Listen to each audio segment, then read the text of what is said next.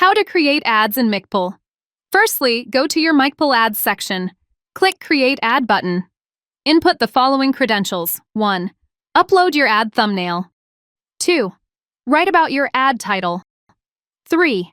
Write about your ads descriptions. 4. Put your target URL. 5. Give your country, state, city. You may select multiple county as per your ad's vision. 6. Select your ad's category. You will find two types of ad. A. Banner ads. B. Display ads. 7.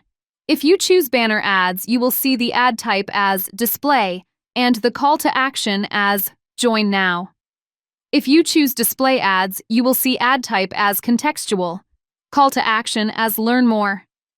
8. Input. Device type, gender, age for specifications. 9.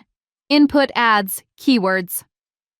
After that, you will input your subscription credentials and Micple will launch your ads.